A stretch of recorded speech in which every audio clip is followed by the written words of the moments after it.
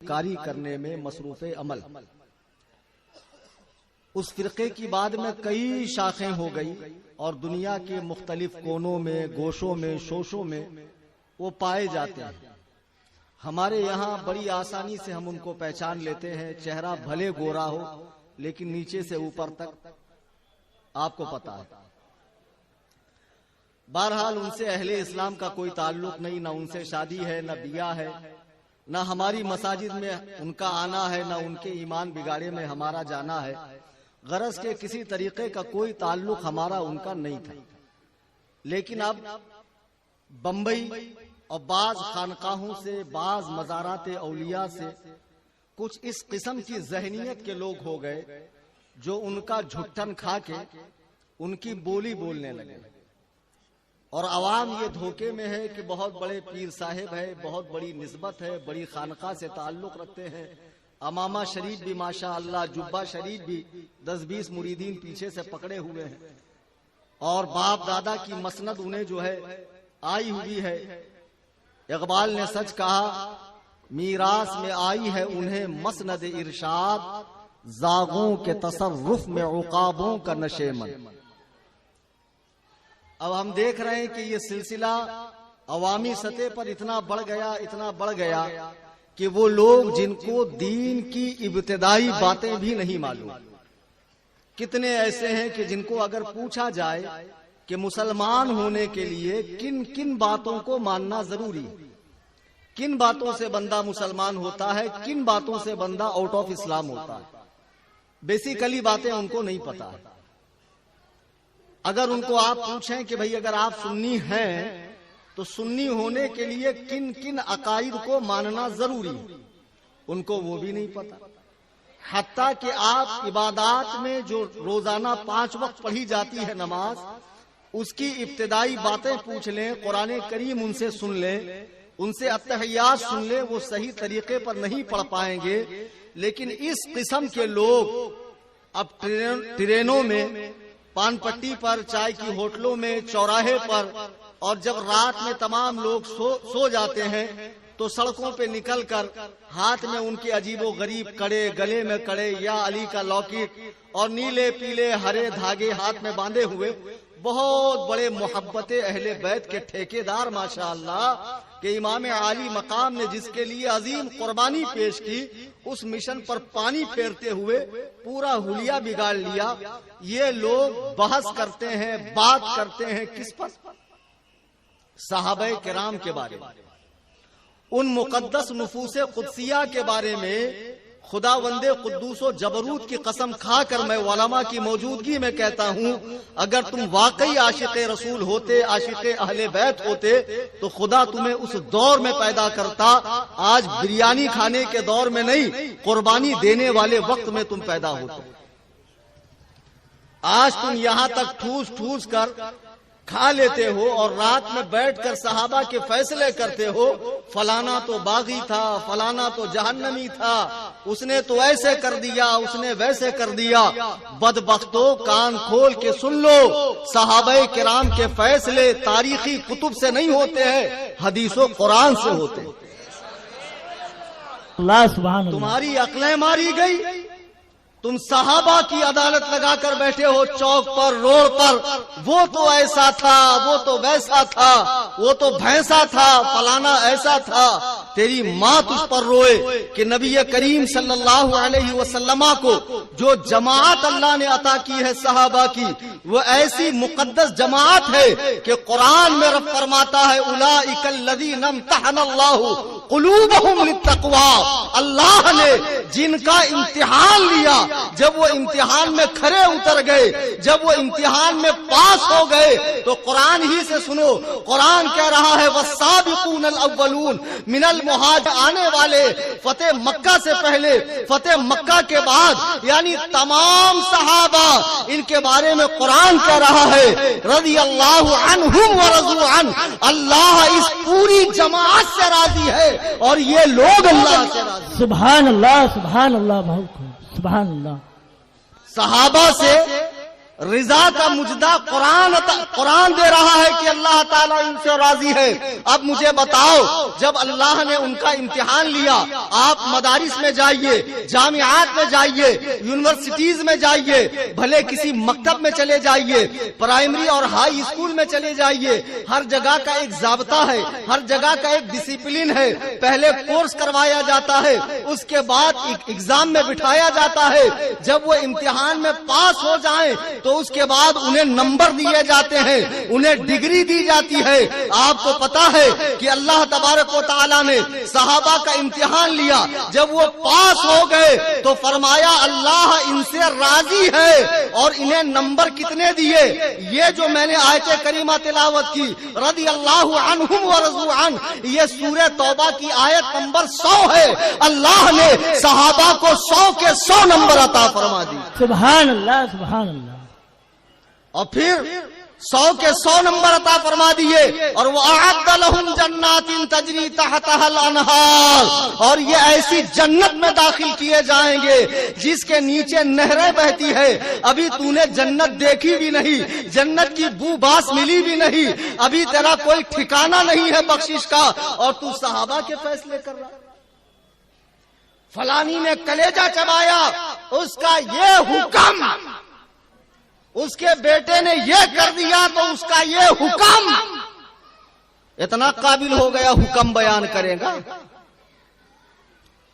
اب یہ بولتے بولتے یہ مرض، یہ بغض صحابہ کا کینسر امیر معاویہ پہ نہیں رکا۔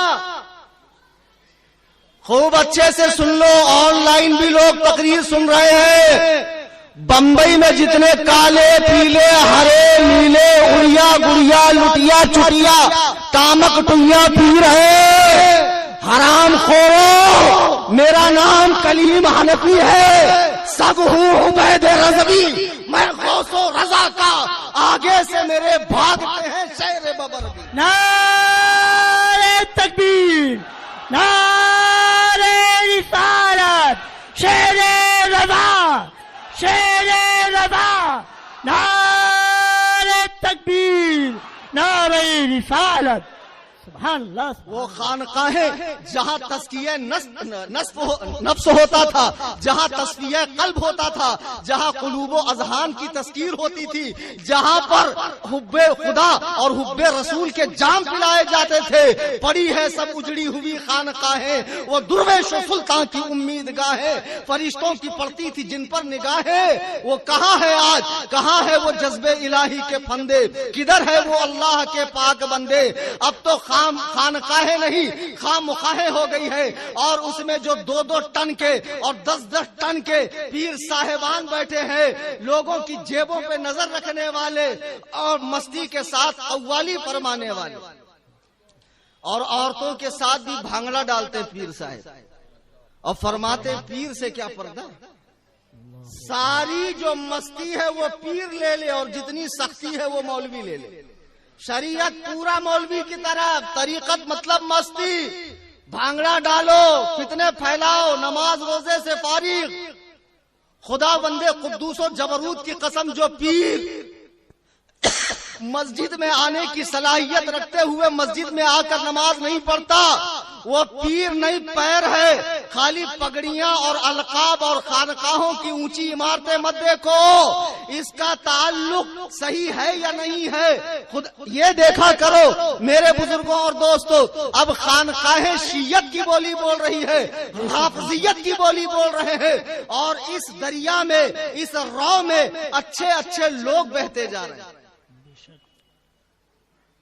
بات امیر معاویہ تک ہی نہیں ہے، ہندا اور ابو سفیان تک ہی نہیں ہے، حضرت حبشی تک ہی نہیں ہے، بات بڑھتے بڑھتے حضرت ابو بکر تک چلی گئی۔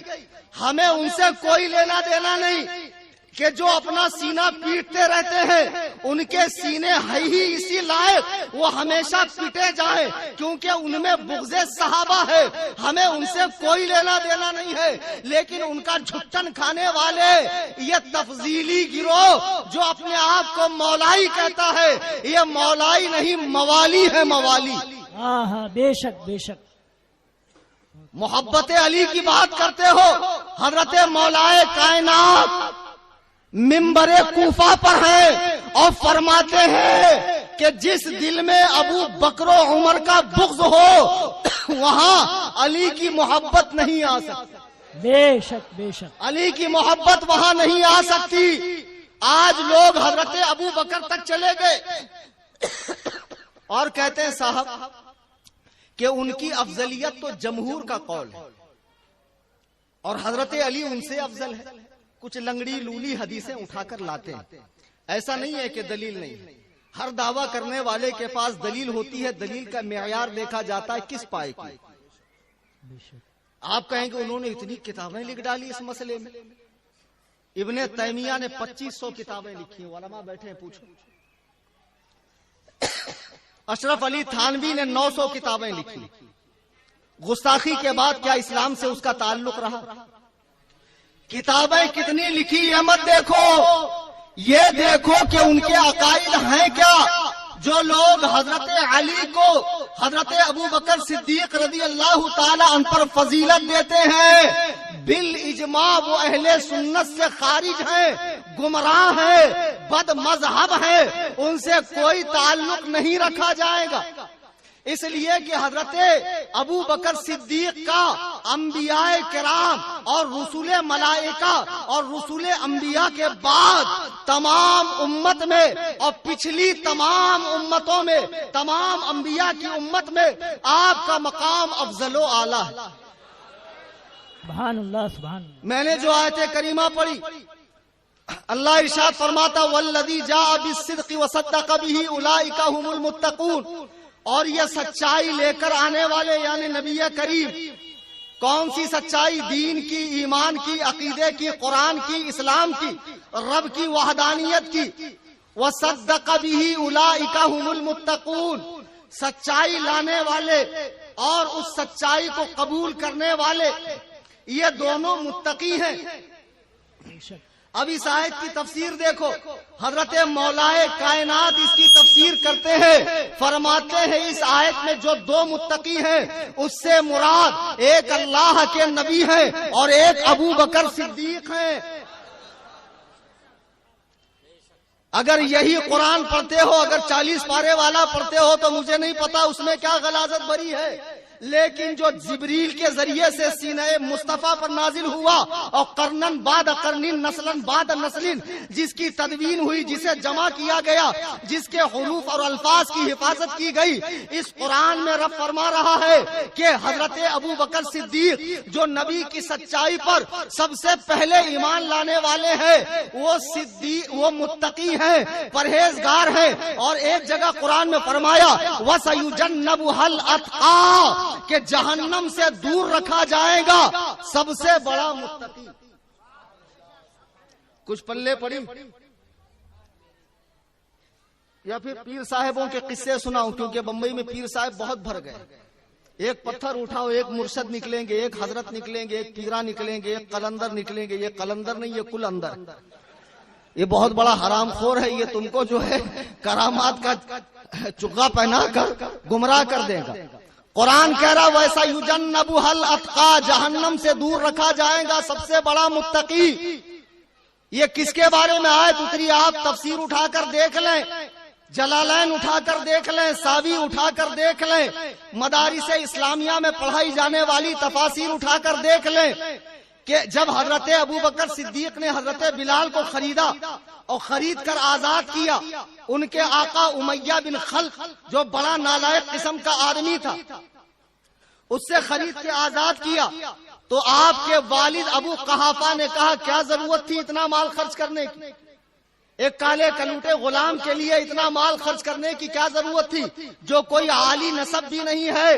جب حضرت ابو قحافہ نے یہ بات کہی تو قرآن کہہ رہا وَيُجَنَّبُهَا الْأَتْقَى کہ جہنم سے دور رکھا جائے گا سب سے بڑا متقی, جس نے اپنا مال راہ خدا میں خرچ کیا ہے تاکہ وہ مال پاک ہو جائے. مجھے بتاؤ, جب قرآن کہہ رہا ہے کہ صدیق اکبر کو جہنم کی آگ نہیں چھوئے گی, پھر جن کے مذہب کے ملا باقر مجلسی نے اپنی کتاب میں یہ لکھا ہے کہ جہنم کے 10 دروازے ہیں, ایک دروازے سے فرعون, ایک سے نمرود, ایک سے شداد, ایک سے حامان, ایک سے قارون اور ایک سے معاذ اللہ ابو بکر و عمر جائیں گے، تمہاری مائیں تم پر روئے، او بدبختو ابو بکر و عمر کے بارے میں جہنم کا تصور کرنے والوں، تمہاری نسلیں جہنم میں جل جائیں گی۔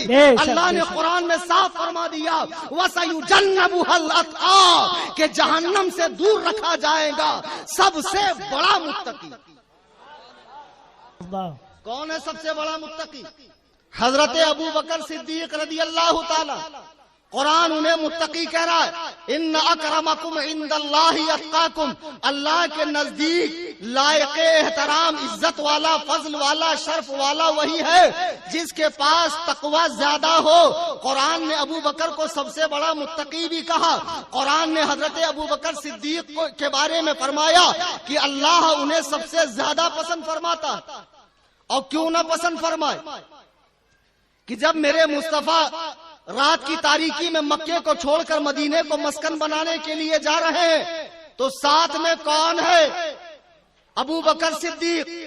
واقعہ آپ سب سن چکے ہیں کہ ایک غار میں ٹھہرنے کا پلان ہوا کہ یہاں رات گزاریں گے۔ غار بہت پرانی تھی۔ حضرت ابو بکر نے فرمایا یا رسول اللہ آپ باہر کھڑے رہیں، میں اندر جا کر صفائی کرتا ہوں۔ روایتوں میں ہے آپ نے اپنی لنگی پھاڑی اور اندر جتنے ہول تھے، جتنے سوراخ تھے، سب آپ نے موچ دیے۔ ایک جگہ جو باقی رہ گئی تھی وہاں آپ نے ایڑی لگا دی، وہاں آپ نے اپنے پائے اقدس کو لگایا، سرکار کو اندر بلایا، میرے آقا تشریف لائے اور صدیق کی ران پر میرے آقا نے سر نبوت کو رکھا اور محو استراحت ہو گئے۔ اور اسی وقت میں اندر جو سانپ تھا اسے باہر نکلنے کے لیے راستہ نہیں مل رہا تھا، وہ ہر چند چاہتا تھا ابو بکر پیر ہٹائیں، میں بھی باہر نکلوں اور رخ مصطفیٰ کو دیکھوں، لیکن ایسا نہ ہو سکا۔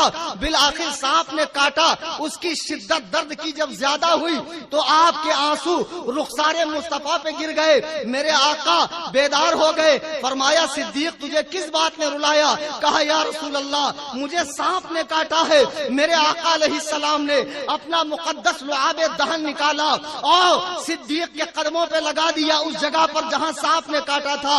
فوراً سانپ کا اثر جو ہے وہ زائل ہو گیا، زہر کا اثر زائل ہو گیا۔ دیکھو صدیق کو کل بھی سانپ کاٹ رہا تھا، آج بھی سپولے صدیق کے اوپر بھونک رہے ہیں، صدیق پر زبان تان کو دراز کر رہے ہیں، لیکن جس کا نگہبان مصطفیٰ ہو اس پر لاکھ بھونک لو کچھ ہونے والا نہیں۔ بے شک، سبحان اللہ سبحان اللہ۔ عزیزان گرامی وقار، قرآن کریم سے بھی اور احادیث مصطفیٰ سے بھی یہ غار میں جب میرے آقا ہے تو فرماتے ہیں، قرآن کہتا ہے ثانی اثنین اذ ہما فی الغار اذ یقول لصاحبہ لا تحزن ان اللہ معنا۔ جب یہ دونوں غار میں تھے تو میرے آقا نے ابو بکر سے فرمایا لا تحزن ان اللہ معنا، غم نہ کر، فکر نہ کر، اللہ ہمارے ساتھ ہے۔ سبحان اللہ سبحان اللہ۔ اذ یقول لصاحبہ، اپنے صحابی سے فرمایا۔ اب جو لوگ شیعت کا جھٹن کھانے کے بعد حضرت ابو بکر کی صحابیت کا انکار کر رہے ہیں، وہ کان کھول کے سن لے، حضرت ابو بکر کی صحابیت کا انکار کرنے والے کون ہیں؟ ذرا مجمع بولے تو، اتنے ڈاؤٹ فل ہیں آپ؟ ہاں تھوڑا کم ڈانٹ کے بول بھائی۔ کافر ہیں کافر، اور جو آپ کی خلافت کا انکار کرے وہ بھی کافر ہے۔ مزاروں پر دھمال ڈالنے والے، لوگوں کی جیبوں پہ نظریں رکھنے والے، یہ لال پیلے ہرے نیلے لباس پہن کر، اونچی اونچی ٹوپیاں پہن کر، 10 انگلی میں 20 انگوٹھیاں ڈال کر جو لوگوں کو مریداں کرتے پھر رہے ہیں اور اپنی خواہ مخواہوں میں صحابہ کے فیصلے کر رہے ہیں، کان کھول کے سن لو، میرے آقا نے فرمایا لا تحزن ان اللہ معنا، غم نہ کر، اللہ ہمارے ساتھ ہے۔ صدیق کے ساتھ اللہ ہے، اور صدیق کا مقام بڑا کیوں نہ ہو، افضل کیوں نہ ہو، ہم یہ نہیں کہہ رہے کہ صدیق افضل ہے، ہم یہ کہہ رہے ہیں انبیاء کی مقدس جماعت کے بعد روئے زمین پر تمام انسانوں میں سب سے افضل ابو بکر ہے۔ بے شک، سبحان اللہ سبحان اللہ سبحان اللہ۔ سب سے افضل ابو بکر ہیں، اور اس کے لیے آپ حضرت علی ہی کا قول سنیے۔ حضرت علی کرم اللہ وجہہ الکریم سے ان کے صاحبزادے حضرت محمد بن حنفیہ نے پوچھا، بی بی فاطمہ کے علاوہ بھی آپ نے اور نکاح فرمائے، ان سے اولادیں ہوئی ہیں، تو ایک بیٹے محمد بن حنفیہ بھی ہیں، اور اتنے چہیتے بیٹے ہیں کہ جب دنیا سے جانے کا وقت ہوا مولا کائنات کے، تو امام حسن سے فرمایا میرے بعد محمد بن حنفیہ کا خیال کرنا، میں اس سے محبت کرتا ہوں۔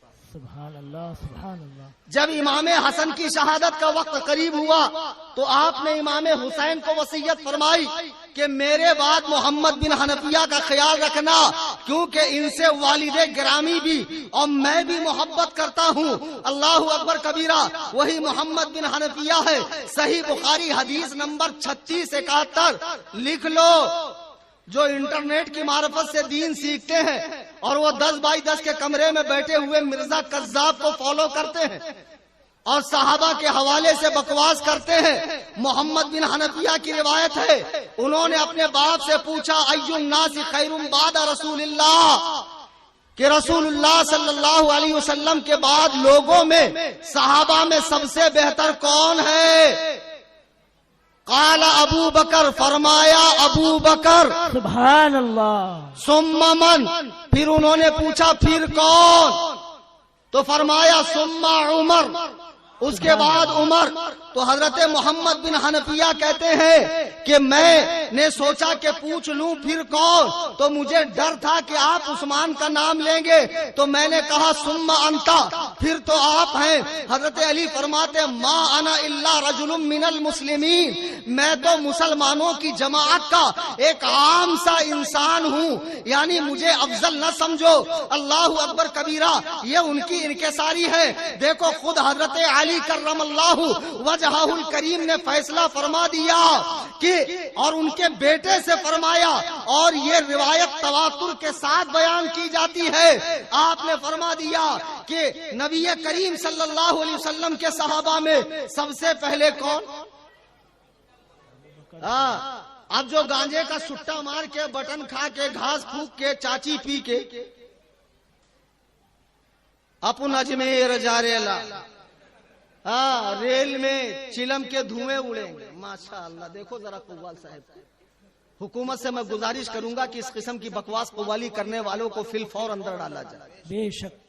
اور یہ بھی دیکھو چرسی بڑے مزے سے سنتا، پھر 2.5 دن کے جھوپڑے پہ جا کر خوب گانجا مار لیں گا، آنکھیں لال ہو جائیں گی، اس کے بعد لوگ فرماتے ہیں مارے پھٹ کا نشہ ہے، یہ مارے پھٹ کا نشہ ہے۔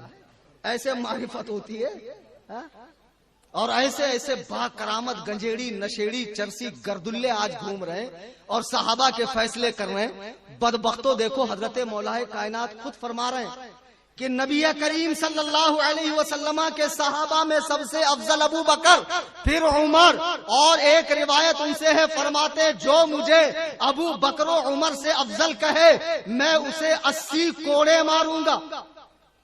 اچھا، آپ کہنے والے تو آج ہیں، اب حضرت علی ان کو مارنے کے لیے کیسے تشریف لائیں گے؟ لیکن قیامت میں تو ملیں گے نا، پھر وہاں کہاں بھاگو گے؟ مولا علی کے 80 کوڑے کھانے کے لیے تیار ہو جاؤ۔ حیدر کرار نے ذوالفقار کی نوک سے خیبر کا قلعہ اکھاڑا تھا، 80 کوڑوں میں تمہاری کیا حالت بنے گی؟ بدبختوں سوچو۔ بے شک۔ بکواس کرتے ہو، نشہ چڑھا کر، گانجا پھونک کر کہتے ہو دمادم مست قلندر علی کا پہلا نمبر، یہ علی ہے جو کہہ رہے ہیں صدیق کا پہلا سبحان اللہ، بے شک۔ یہ علی ہیں جو فرما رہے ہیں صدیق کا پہلا نمبر۔ اور سنو، صحیح بخاری کی روایت ہے، حدیث نمبر 3665، حضرت عبداللہ ابن عمر رضی اللہ تعالیٰ عنہ کہتے ہیں کہ نبی کریم کے زمانے میں جب ہمیں صحابہ کے درمیان انتخاب کا مسئلہ آتا، انتخاب کرنے کے لیے کہا جاتا کہ چنو کون افضل، حضرت عبداللہ ابن عمر کہہ رہے ہیں، صحیح بخاری کی روایت ہے کہ نبی کریم صلی اللہ علیہ وسلم کے زمانے میں کننا نخیر بین الناس فی زمن النبی صلی اللہ علیہ وسلم، کہ جب نبی کے زمانے میں صحابہ میں انتخاب کا مسئلہ آتا، ووٹنگ کا، کہ کون افضل ہے تو حضرت عمر فرماتے ہیں فنخیر ابو بکر، تو سب سے پہلا نمبر ابو بکر کا آتا، ثم عمر بن الخطاب، ثم عثمان بن عفان، اس کے بعد عمر کا نمبر آتا، پھر عثمان کا نمبر آتا۔ مجھے بتاؤ حیات ظاہری میں مصطفیٰ کریم نے جسے اپنے مصلی پر 17 مرتبہ امامت کی ذمہ داری سونپی ہو وہ کوئی عام آدمی ہوگا؟ یہاں اتنے علماء بیٹھے ہیں، نماز کا وقت ہو جائے تو مجھے بتاؤ سب سے آگے آپ مصلی پہ کس کو بڑھاؤ گے؟ تو کہیں گے قرآن اچھا پڑھنے والے کو، تو قرآن تو اس میں سبھی اچھا پڑھتے ہیں۔ پھر کہیں گے جس کو زیادہ مسائل معلوم ہو، تو یہاں تو مسائل سبھی کو معلوم ہے۔ پھر کہیں گے جس میں زیادہ تقوی ہو اسے امامت کے لیے آگے کیا جائے۔ نبی کا ہر صحابی اپنی جگہ آفتاب و مہتاب ہے۔ خود میرے آقا فرماتے ہیں اصحابی کن نجوم، میرے صحابہ آسمان ہدایت کے تارے ہیں، ان میں سے جس کی پیروی کرو گے ہدایت پا جاؤ گے۔ سارے صحابہ آفتاب و مہتاب ہے، لیکن سرکار نے ابو بکر صدیق ہی کو امامت کے لیے آگے بڑھایا اور فیصلہ فرما دیا کہ میرے بعد خلیفہ بلا فصل جو ہوگا وہ ابو بکر صدیق ہوگا۔ افسوس کہ اس دور میں مسلمانوں کی جماعت کو توڑنے کے لیے، وحدت کو پارا کرنے کے لیے عبداللہ ابن سبا نام کا یمن کا ایک یہودی مدینے آتا ہے، اسلام قبول کرتا ہے۔ حضرت عثمان کی شہادت میں اسی گروہ کا ہاتھ ہے۔ جب حضرت عثمان کی شہادت ہو گئی تو پھر حضرت علی خلیفہ بنے، یہاں ان کی ذہن سازی ہو رہی ہے، وہاں حضرت امیر معاویہ اور ان کے گروپ کی ذہن سازی ہو رہی ہے کہ خلیفہ برحق کو قتل کر دیا گیا اور علی بدلہ نہیں لے رہے۔ حضرت علی کے پاس کچھ ایسے مسائل تھے کہ فی الفور آپ وہ کام نہیں کر سکتے تھے۔ مسلمانوں کے دونوں گروپوں کو لڑوایا گیا، دونوں گروپوں کو لڑوایا گیا۔ حضرت علی کے بارے میں اس طرح کے دعوے کیے گئے کہ آپ رسول اللہ کے بعد خلیفہ بلا فصل ہے، بلکہ آپ میں خداوند قدوس نے حلول فرمایا ہے۔ آج بھی یہ عقیدہ رکھنے والے نصیری ملک شام میں پائے جاتے ہیں، جو یہ کرتے ہیں کہ اولاد پیدا ہونے کے بعد پہاڑ کی اونچی چوٹی پہ جاتے ہیں، وہاں سے بچے کو پھینک کر کہتے ہیں اگر تجھے محمد الرسول اللہ کے خدا نے پیدا کیا ہے تو زندہ نہ رہنا، اگر علی بن طالب نے پیدا کیا ہے تو زندہ رہنا۔ جو بچہ زندہ رہ جاتا ہے اسے اپنا امام زمانہ بناتے ہیں۔ اتنے غالی درجے کے مشرکانہ عقائد ہے اس قوم کے۔ ارے جو قوم گھوڑے کی پوجا کرتی ہو بھلا اس کو توحید کیسے سمجھ میں آئے گی، عظمت صحابہ کیسے سمجھ میں آئے گی؟ لیکن ان مجاوروں کو کیا ہو گیا، ان کفن چوروں کو کیا ہو گیا؟ ہم عظمت صحابہ کی بات کر رہے ہیں، کہتے ہیں اجمیر میں نہیں چلے گا، ابے تیرے باپ کا راج ہے۔ جب اعلیٰ حضرت کے غلام اجمیر میں پہنچیں گے تو ایسے چلے گا کہ تو دکھے گا بھی نہیں۔ جب ہوا آتی ہے تو مچھر کہاں دکھتے ہیں، سارے غائب ہو جاتے ہیں۔ ہم اجمیر جائیں گے، بے شک، سبحان اللہ، جائیں گے نا، بے شک، لیکن چادر نہیں خریدیں گے، مجاوروں کے گیسٹ ہاؤس میں نہیں رکیں گے، بڑی دیگ چھوٹی دیگ میں نہیں ڈالیں گے۔ وہ سکھوں جیسی شکل والا ہم دعا کرے گا اس کو، اور وہ سرور چرسی کو، اور جتنے بھی وہاں بھنگی بیٹھے ہوئے ہیں، کسی کو ایک پھوٹی کوڑی مت دینا۔ مجاوروں کو اگر پیسہ دو گے تو سمجھو تمہارا مال حضرات صحابہ کے بغض کے لیے خرچہ ہو رہا ہے۔ خواجہ سے ہمارا تعلق زمانے سے ہے، ہمیشہ سے ہے، ہمیشہ رہے گا۔ ہمیں اجمیر جانے سے کوئی نہیں روک سکتا۔ ہم نے کب کہا کہ یا نبی نہیں پڑھیں گے، وہ بھی ہمارا سلام ہے۔ ہم نے کب کہا حق معین یا معین کے نعرے نہیں لگیں گے، وہ بھی ہمارا حق ہے۔ لیکن مجھے بتاؤ وہاں نعرے غوث کی اجازت کیوں نہیں ہے، وہاں حق چار یار کی اجازت کیوں نہیں؟ بے شک، وہاں حق چار یار کی اجازت کیوں نہیں ہے؟ سنیوں اچھے سے سمجھ جاؤ، معاملہ بہت گڑبڑ ہے۔ جتنے مجاور صاحبان ہیں شیعت کی بولی بول رہے ہیں، اور اکثر تو غالی درجے کے شیعہ ہو چکے ہیں۔ بے شک، غالی درجے کے رافضی ہو چکے ہیں. بہرحال یہ صحابہ پر بھونکنے والی قوم جو افضلیت کے مسئلے میں فیصلے کر رہے ہیں کہ وہ افضل نہیں، وہ افضل نہیں، اور معاذ اللہ گڑی ہوئی حدیثیں اٹھا کر لاتے. ایک ناگپور کا گینڈا ہے پیر صاحب، ایسی چونچ لال کر کے پان کھا کر ماشاء اللہ عظیم الجثہ کثیر اللحیہ بہت بڑا پگڑا پہن کر بیٹھتا ہے. دیکھو تو معلوم پڑتا ہے کہ فرشتوں کا کوئی قافلہ اوپر سے جا رہا تھا، اسی میں سے یہ حضرت نیچے آ کر ٹپک گئے. اب بیٹھ کر کہتا ہے کہ صدیق اکبر اور فاروق اعظم یہ دونوں لقب حضرت علی کے. بدبختوں یہ جعلی حدیثیں موضوع روایات اٹھا کر لاتے ہو اور صحابہ کرام کے حوالے سے بھونکتے ہو.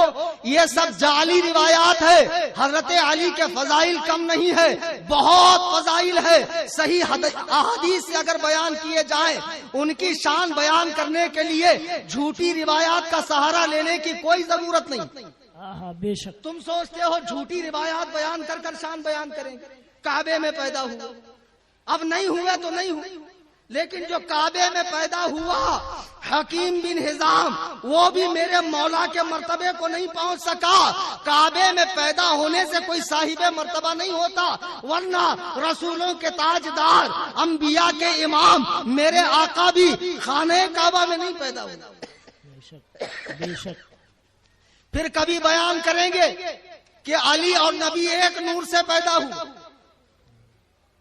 موضوع روایت ہے موضوع. اب لوگوں کو کیا پتا حدیث کیا ہے، اس کی باریکیاں کیا ہے. حدیث سنا دی، لوگوں نے مان لیا.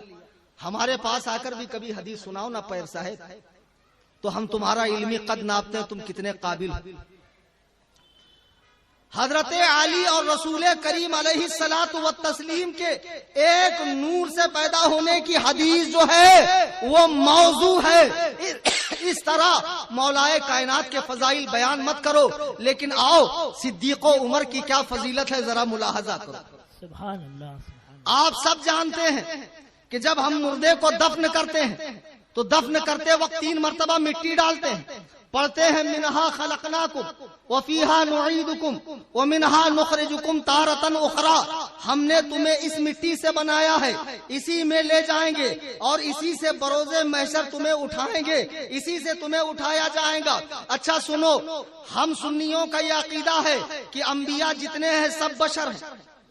ہمارا عقیدہ یہ نہیں ہے کہ صرف نور ہے بشر نہیں ہے. جو انبیاء کو بشر نہ مانے وہ کافر ہے. بہرحال اللہ کے جتنے نبی ہیں سب مٹی سے بنائے گئے ہیں، لیکن وہ جنت کی مٹی سے بنائے گئے اور ان کی مٹی میں کوثر و تسنیم کا پانی ڈالا گیا ہے. یہی وجہ ہے کہ انبیاء کے جسم پر کیڑے نہیں بیٹھتے، بالوں میں جوئیں نہیں پیدا ہوتی، جسم اطہر پر مکھی نہیں بیٹھتی، پسینہ بدبودار نہیں ہوتا ہے بلکہ پسینہ خوشبودار ہوا کرتا. یہ انبیاء کرام کی خصوصیات ہے. اور میرے آقا فرماتے ہیں اللہ کے کسی نبی کو کبھی احتلام نہیں ہوا، یعنی نیند کی حالت میں غسل فرض نہیں ہوا. یہ ہم لوگوں کے ساتھ ہوتا ہے چونکہ انبیاء کی آنکھیں سوتی ہے اور دل جاگتا ہے اور شیطان ان پر اثر اندوز نہیں ہو سکتا ہے. اب سنو، میرے آقا فرماتے ہیں صحیح بخاری کی حدیث ہے، حدیث نمبر 195، ما بین بیتی و منبری روضۃ من ریاض الجنہ، کہ میرے گھر سے میرے منبر تک کا جو حصہ ہے. آپ میں سے کئی لوگ مدینہ شریف حاضری دیے ہوں، مسجد نبوی میں گئے ہوں، سرکار کے روضے انور کو دیکھا ہو. میرے آقا فرماتے ہیں حجرہ عائشہ سے منبر تک کا جو حصہ ہے وہ جنت سے لا کر زمین پر ڈالا گیا ہے، جنت سے لا کر. اور قیامت میں جب تمام زمین فنا ہو جائے گی تو یہ حصہ فنا نہیں ہوگا بلکہ یہ اٹھا لیا جائے گا جنت میں.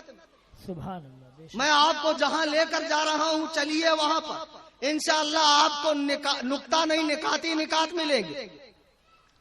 ہم جب مردوں کو دفن کرتے ہیں تو کہتے ہیں ہم نے تمہیں اسی مٹی سے بنایا، اسی میں لے جائیں گے، اسی سے اٹھائیں گے۔ حضور علیہ الصلوۃ والسلام فرماتے ہیں عائشہ کے حجرے سے میرے منبر تک کا حصہ جنت کے باغوں میں سے ایک باغ ہے، ٹکڑے میں سے ایک ٹکڑا ہے۔ میرے آقا ہجری 11 میں وصال فرما گئے، وصال ظاہری ہوا، سرکار کو حجرے عائشہ میں دفن کیا گیا۔ یہ فضیلت اور کسی سرکار کی بیوی کی نہیں ہے۔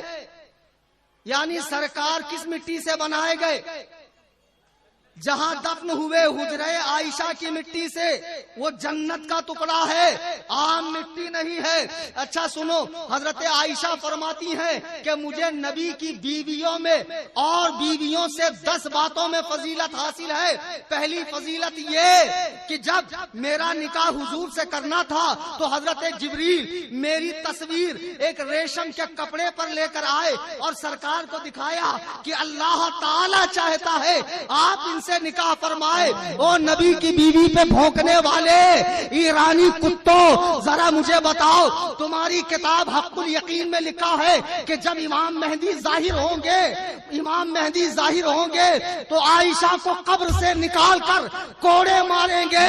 او بدبختو، تمہاری مائیں تم پر ماتم کرے، یہ رسول اللہ کی وہ بیوی ہے کہ جن سے نکاح کا پیغام خود اللہ تعالی بھجوا رہا ہے۔ سبحان اللہ، سبحان اللہ، بہت خوب۔ نعرہ تکبیر، نعرہ رسالت، مسلک اعلی حضرت مفتی کلیم حنفی صاحب قبلہ، نعرہ تکبیر، نعرہ رسالت۔ پھر فرماتی ہے کہ ساری بیویاں نبی کی بیوبی کی حالت میں سرکار کے نکاح میں آئی، میں اکیلے کنوارے پن کی حالت میں سرکار کے نکاح میں آئی، اور حضور میرے بستر پہ ہوتے، اللہ وحی کو نازل فرماتا، کسی اور زوجہ کے بستر پر ہوتے تو وحی نہیں آتی تھی۔ فرماتی ہیں حضور اور میں ایک ہی برتن میں غسل فرمایا کرتے تھے۔ فرماتی ہیں حضور علیہ الصلوۃ والسلام نے دنیا سے اس وقت رخصتی لی، اس وقت دنیا کو الوداع فرمایا جب آپ کا سر مبارک میرے کندھے اور چھاتی کے بیچ میں تھا، اور اس طرح انبیاء کا تاجدار اپنے رب کی بارگاہ میں ملاقات کے لیے جا رہا ہے۔ یہ عائشہ کی فضیلت ہے۔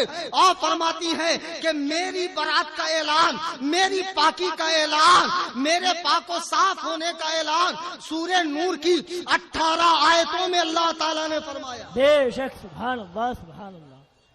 یہ قوم حضرت عائشہ پر بھی بھونکتی ہے اور بہت بھونکتی ہے، معاذ اللہ، صرف اس لیے کہ حضرت عائشہ حضرت علی سے لڑ گئی، تم ان کی ساری فضیلتوں کا انکار کر دو گے؟ مجھے بتاؤ بدبختوں، حضور کا جو مدفن بنا وہ حجرہ عائشہ ہے کہ نہیں ہے؟ بے شک حجرہ عائشہ ہے۔ اب سنو، اللہ کے نبی علیہ السلام ارشاد فرماتے ہیں، حضرت ابو ہریرہ کی روایت ہے، حلیۃ الاولیاء حدیث نمبر 2390، اللہ کے نبی فرماتے ہیں بچہ جب پیدا ہوتا ہے تو اس کے ناف پر مٹی چھڑکی جاتی ہے، اس کے قبر کی مٹی چھڑکی جاتی ہے۔ ابو عاصم کہتے ہیں اے لوگوں، تم ابو بکر و عمر جیسی فضیلت نہیں پا سکتے، اس لیے کہ ابو بکر و عمر کی مٹی نبی کے مٹی سے ملی ہوئی ہے، یعنی وہ سرکار کی مٹی سے پیدا کیا گیا۔ بے شک، سبحان اللہ، سبحان اللہ۔ اتنا ہی نہیں بلکہ حدیث پاک جو امام اہل سنت رضی اللہ تعالیٰ عنہ نے بھی فتاوی افریقہ میں حضرت عبداللہ ابن عباس کی روایت نقل کی ہے، فرمایا کہ ابو بکر و عمر نبی کریم صلی اللہ علیہ وسلم کی مٹی سے بنائے گئے ہیں۔ مجھے بتاؤ نبی کے پہلو میں کون لیٹا ہے؟ ابو بکر و عمر لیٹے ہیں، تو وہ کس مٹی سے بنے؟ جنت کی مٹی سے بنے ہیں، جنہیں سرکار نے جنتی فرمایا، جنہیں قرآن نے کہا جہنم سے دور ہے، جن کے بارے میں نبی فرماتے ہیں میں نے دنیا میں ہر ایک کے احسان کا بدلہ دے دیا سوائے ابو بکر کے احسان کے بدلے کے۔ ابو بکر کا بدلہ میں نہیں دے سکا، جو جنتی مٹی سے بنائے گئے نبی کے پہلو میں لیٹے ہوئے ہیں، جہاں 70,000 ملائکہ قدم بوسی کے لیے درود و سلام عرض کرنے کے لیے آتے ہیں، اور دنیا بھر سے کروڑوں زائرین آقا کی بارگاہ میں پہنچتے ہیں. مجھے بتاؤ اب بھی تمہیں شک ہے ابو بکر و عمر کی بخشش کے بارے میں؟ او بدبختوں، ابو بکر و عمر تو رسول کریم علیہ السلام کی مٹی سے یعنی جنت سے بنائے گئے ہیں اور سرکار کے پہلو میں لیٹے ہوئے ہیں. سبحان اللہ. ایک مرتبہ میرے آقا نے کہا ابو بکر ابھی ابھی جبریل آئے اور مجھے خبر دی کہ وہ فلانا محل جنت میں وہ آپ کے لیے. تو ابو بکر نے کہا یا رسول اللہ کاش میں اس محل کو دیکھ پاتا. میرے آقا فرماتے ہیں ابو بکر فکر نہ کرو، اس محل میں جنت میں میرے ساتھ تم رہو گے، میرے ساتھ تم رہو گے. ابو بکر کیا جنتی ہونا ایسا ہی قطعی اور یقینی ہے جیسا یقینی یہ کہ جنت ہے. اگر ابو بکر و عمر جنتی نہیں ہے تو رب کعبہ کی قسم پھر جنت کا بھی وجود نہیں ہے. کان کھول کے سن لو، جو لوگ صحابہ پہ بھونک رہے ہیں اور شیعوں کا دیکھا دیکھی، یہ جو اڑیا گڑیا لٹیا چٹیا پیر کے مرید بننے والے ہیں، ہم فلانے مخملی کے پیر ہیں، ہم ٹاٹ والے کے پیر ہیں، ہم جھنڈے والے کے پیر ہیں. اور آپ تھوڑا سا آگے چلے جائیے ساؤتھ انڈیا کرناٹک کے علاقے میں، وہاں ہر شخص کے 4 پیر ہیں اور ایسے عجیب و غریب پیر صاحبان ہیں، نماز روزے سے لوگوں کو فارغ کر دیا. اور ایسے جاہل پیر صحابہ کرام کے بارے میں بھونک رہے ہیں اور لوگ ان کی بولی بول رہے ہیں. اے افضلیت سیدنا صدیق اکبر کانفرنس میں آنے والوں، عزم مصمم کر کے اٹھو کہ صحابہ کے بارے میں ہم محتاط رہیں گے. اہل سنت و جماعت کا جو سچا مذہب ہے کہ نبی کے سارے صحابہ عادل ہیں، ثقہ ہیں، جنتی ہیں، اللہ تعالیٰ ان سے راضی ہے، وہ سب جنت مکین ہو چکے ہیں. اسی عقیدے پر قائم رہیں گے. کہو انشاءاللہ. رافضیت کی بولی مت بولو ورنہ بہت پچھتاؤ گے. خدا کی قسم پھر نہ یہاں کے رہو گے نہ وہاں کے رہو گے، نہ ادھر کے رہو گے نہ ادھر کے رہو گے، ادھر کے ہو جاؤ گے. صحابہ کے بارے میں محتاط ہو جائیے. آج افسوس کہ کھلم کھلا حضرت ابو بکر صدیق کی افضلیت کو چیلنج کیا جا رہا ہے، جبکہ افضلیت صدیق اکبر کا عقیدہ یہ اجماع سے ثابت ہے اور اجماع کا منکر گمراہ ہے. قرآن کہہ رہا ہے غیر سبیل المؤمنین نولہ ما تولی ونصلہ جہنم وساءت مصیرا. جو مسلمانوں کے راستے سے جدا راستہ چلے ہم اسے چلنے دیں گے، لیکن قیامت میں جب ہمارے پاس آئے گا تو ہم اسے جہنم میں داخل کریں گے. مسلمانوں اجماع امت کے عقیدے سے الگ مت ہو. آج یہ عزم مصمم کر کے اٹھو کہ صدیق کا، عمر کا، عثمان کا اور حضرت علی کا 4تھا نمبر. یہی اہل سنت کا عقیدہ ہے. جو اس کے علاوہ بولے وہ رانگ بولی بول رہا ہے. میرے بزرگوں دوستو، اللہ تعالیٰ آپ سب کو شاد و آباد رکھے. اور یہ بیان چونکہ آن لائن بھی کافی لوگ سن رہے ہیں، بڑی تعداد میں. تو ایک بات بتا دوں کہ میں کرلا ہی میں رہتا ہوں. میرے جانے کے بعد ہو سکتا ہے کل کوئی انٹرنیٹ پہ چھوٹی سی کلپ ڈالے. ایک بابا ہے بہت ضرورت سے زیادہ قابل ہے، پتہ نہیں وہ کس مدرسے کے فارغ ہیں. جب وہ اردو بولتے ہیں تو معلوم پڑتا ہے کہ اگل رہے ہیں. ہمارے مولانا توکل صاحب ہیں، فرمانے لگے حضرت ذرا اس کی خبر لیجئے. میں نے کہا بیچارے کو کوئی جانتا نہیں ہے 2-4 مریدوں کے علاوہ، نام لے لوں گا تو خواہ مخواہ فیمس ہو جائے گا. ہمارے سامنے مناظرے میں آیا تھا، گینڈا سوامی کرسی پہ بیٹھا ہوا، کتابیں نیچے رکھی ہوں. میں نے کہا نیچے بیٹھو بدبخت، تمہیں اتنی تمیز نہیں ہے. کلام اللہ نیچے رکھا ہے اور حدیث کی کتابیں نیچے رکھی ہیں. تو وہ پیر صاحب ہے تو بہرحال اٹھ گیا وہ. اس کے بعد سے وہ کنٹینیو ویڈیوز بنا کے ڈالتا ہے. کچھ اس کے بھی 2-4 ماننے چاہنے والے، بہت زیادہ تو فیمس نہیں ہے. پہلے ٹائر پنچر کا کام کرتے تھے لیکن دکان چلی نہیں تو سب سے آسان بنا موڑی کا دھندا کیا ہے؟ ابن رشد کہتا ہے لوگوں کو بیوقوف بنانا ہے تو مذہب کا لباس پہن لو. اور یہ بنا موڑی کا بہت اچھا دھندا ہے. خوب بال بڑھا لو، ایڑے چالے کرو. مستان ہے، بہت بڑے مجذوب ہیں، بہت پہنچیلے ہیں، بہت یہ ہے. اور پیر صاحب بھی کم چاپلوس نہیں ہوتے، جگہ جگہ ایجنٹ چھوڑے ہوئے ہوتے ہیں. پیر لوگ بڑے ہوشیار ہوتے ہیں آج کل.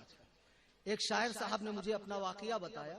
بولے میں ایک مجلس میں گیا، پیر صاحب کی مجلس تھی، ان کے ابا کا عرس تھا، تو میں نے جب حمد پڑھی تو کسی کو کوئی جوش ہی نہیں آیا، سب ایسے بدھ بنے خاموش تھے۔ جب نعت پڑھی تب بھی کوئی حرکت نہیں، لیکن جیسے ہی پیر صاحب کے شان میں نے کلام پڑھنا شروع کیا تو مریدوں نے نوازنا شروع کر دیا۔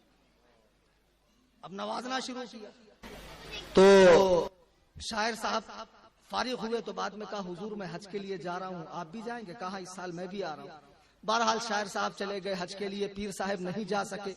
شاعر صاحب وہاں سے واپس آئے تو پھر ایک مرتبہ جلسہ ہوا تو شاعر صاحب نے یوں ہی پھکی مار دی، یوں ہی چھوڑ دیا پڑیا۔ بولے جب میں حج کر رہا تھا تو کیا دیکھتا ہوں کہ خانہ کعبہ میں میرے آگے آگے آپ کے پیر صاحب چل رہے، مقام ابراہیم پر آپ کے پیر صاحب، مساح پر آپ کے پیر صاحب، مسجد نبوی میں آپ کے پیر صاحب، اور کیا مریدین لوگوں نے کہا لیکن ہمارے پیر صاحب تو اس سال حج کے لیے گئے نہیں۔ تو کہا جو میں نے دیکھا وہ جھوٹ ہے۔ تو لوگوں نے پیر صاحب کو جا کر بتایا حضور آپ اس سال گئے نہیں لیکن شاعر صاحب ایسا کہہ رہے ہیں۔ تو پیر صاحب بھی بہت چالو چیز تھی، بہت فارورڈ تھے، بہت اسمارٹ تھے، اسٹیج پر آ گئے کہ آہا آپ نے فقیر کا راز فاش کر دیا، آپ نے فقیر کا راز فاش کر دیا۔ بہت چالو چیز ہے پیر صاحب لوگ، کان کھول کے سن لو، پیر میں 4 باتیں ضروری۔ نمبر 1 پیر ٹناٹن کھناکھن ٹنچ سنی ہونا چاہیے جو اس زمانے میں مسلک اعلی حضرت پر ہو۔ نمبر 2 پیر کا سلسلہ نبی کریم تک ملنا چاہیے، اتصال سلسلہ۔ یہ جو 22 فٹ کے بال رکھے ہوئے ہیں، کوئی کسی کا ملنگ بن رہا ہے، کوئی کسی کی دیوانی بن رہا ہے، کوئی کسی کی سہاگن بن رہا ہے، کوئی کسی کی ناگن بن رہا ہے، کوئی کسی کی ابھاگن بن رہا ہے، کوئی پیلے وسط پہن کے گھوم رہا ہے، مجھ پہ نماز روزہ معاف ہے، کوئی چوڑی اڑی ڈال کے کڑا پہن کر ناک میں نتنی باندھ کر موسیٰ کی سہاگن بن رہا ہے۔ ہم تو مجذوب ہیں، ہم پر نماز نہیں ہے۔ حرام خورو، کھاتے وقت 72 قسم کے آئٹم ٹھوس ٹھوس کے کھاتے ہو، لیکن جب نماز کا وقت آتا ہے تو مجذوب بنتے ہو۔ سچا مجذوب تو وہ ہے کہ جسے ہوش ہی نہ ہو، کھانے پینے کا برابر ہوش ہے، مریدنیوں کے ساتھ ڈانس کرنے کا ہوش ہے، مالدار مریدوں کو آگے بلانے کا ہوش ہے، لیکن جب روزے اور نماز کی بات آئے تو پھر شریعت ان سے اٹھا لی جاتی ہے۔ بہرحال نمبر 2 پیر کا سلسلہ سرکار تک ملنا چاہیے۔ نمبر 3 یہ اسے اتنا علم ہو کہ عقائد کے مسائل وہ کتابوں سے نکال سکے اور مریدوں کو بتا سکے۔ اور نمبر 4 متبع سنت ہو۔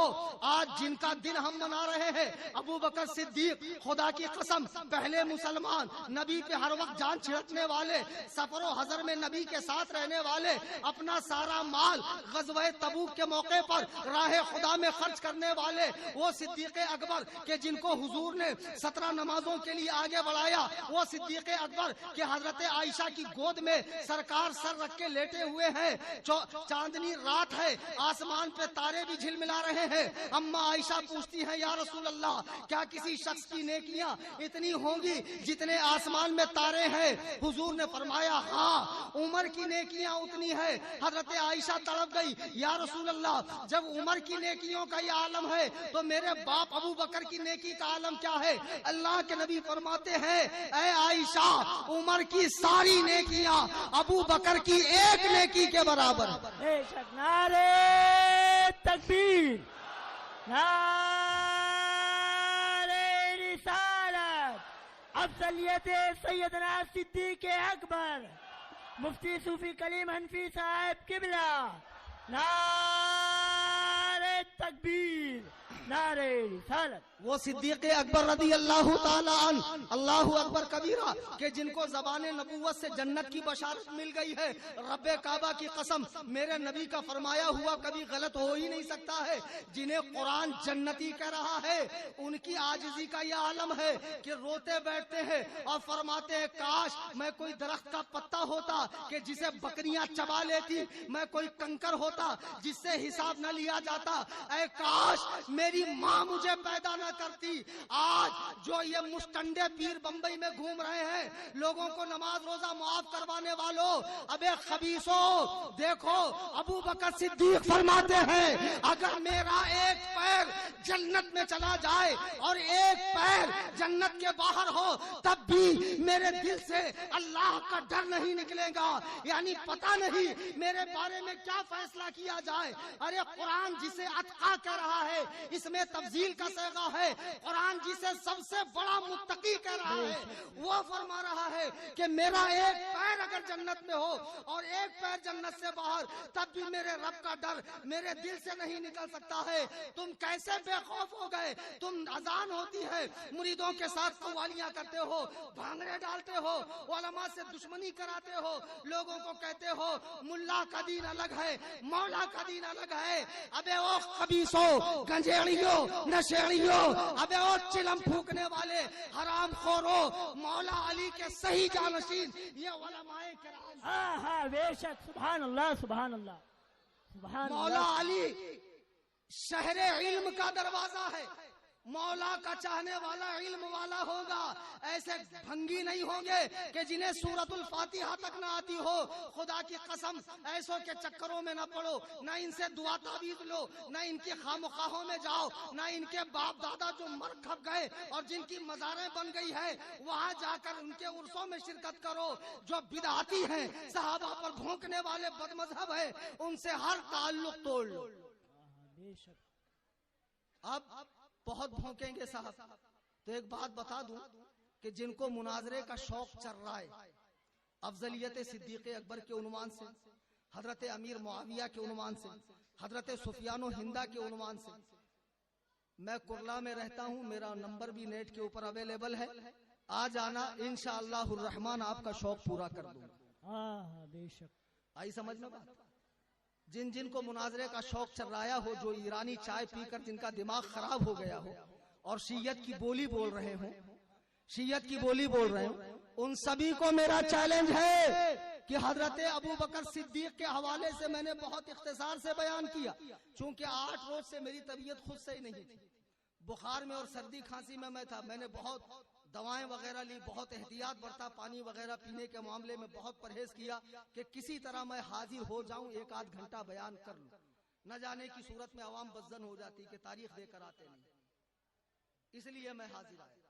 تو میرا چیلنج اچھے سے نوٹ کر لو، اگر میرے جانے کے بعد گوونڈی میں بھی کسی کو مناظرے کا شوق چل رہا ہے تو بلا لینا، یہ فقیر حاضر آ جائے گا، اور اگر میرے گھر پہ آنا چاہتے ہو قصر ابو حنیفہ پر تو آ جاؤ، الحمدللہ موسٹ ویلکم فار ٹھکائی، اینی ٹائم، کبھی بھی آؤ، بہت اچھے سے تمہاری خاطر کروں گا، اتنے اچھے سے کہ ساری بقراتی پچھلے راستے سے نکل جائے، اور زیادہ بقراتی ہمارے سامنے مت جھاڑ۔ ایک بہت بڑا بقرات تھا، غیر مقلد گیا لکھنؤ، تو غیر مقلد یہ گوگل کے مقلد اہل حدیث، آتا جاتا تو کچھ ہے نہیں، انٹرنیٹ سے حدیثیں پڑھ پڑھ کے بڑے بڑے اماموں پہ بھونکتے، تو گیا لکھنؤ تو ایک نواب صاحب کے ہاں اس کو نوکری مل گئی۔ اب نواب صاحب کے ہاں اردو بہت بولی جاتی تھی، تو وہ اس نے 2 لفظوں کا رٹا مار لیا، تشریف رکھیے، تناول فرمائیے۔ اب اس نے کہا یہی بات میں اپنے گاؤں میں جا کر مولویوں کی دعوت کر کے بولوں گا۔ گاؤں گیا، دعوت کیا، سارے مولوی آ گئے، اب اس کو بقراتی بگارنا تھا کہ میں بہت قابل ہوں، اب سارے مولوی آ گئے تو اس کو یاد ہی نہیں آ رہا بولنا کیا ہے، اب آئین ٹائم پہ بھول گیا بیچارہ، بڑی دیر جو ہے بغلیں بجانے کے بعد کیا بولوں کیا بولوں کیا بولوں، تو پھر کہتا بیٹھو اور ٹھوسو۔ آئی سمجھ میں بات؟ تو جو نقلی مال ہے وہ اصلی کے سامنے آنے کے بعد اس کی قلعی خود بخود کھل جاتی ہے۔ تو جتنے لوگ آن لائن سن رہے ہیں، آف لائن سن رہے ہیں، بعد میں اگر بخار چڑھے تو یہ فقیر کلیم حنفی رضوی مسلک اعلی حضرت کا ادنا خادم، عظمت صحابہ کے حوالے سے، عظمت شیخین کے حوالے سے، ائمہ اربعہ کے حوالے سے، اہل سنت کے سچے مذہب کے حوالے سے اینی ٹائم مناظرے کے لیے تیار ہے۔ اللہ تعالیٰ اس جلسے کو منعقد کرنے والوں کو جزائے خیر عطا فرمائے، جو اتنی اچھی محفل انہوں نے منعقد کی، اور جو علماء یہاں تشریف لائے، جیسے ہمارے مولانا یونس صاحب مفتی، رئیس صاحب، سید شمشاد صاحب مفتی، فیروز صاحب، اور بھی کئی سارے مفتیان کرام ہیں، علماء کرام ہیں جن کے نام میرے ذہن میں نہیں ہے، اللہ تعالیٰ ان سب کو جزائے خیر عطا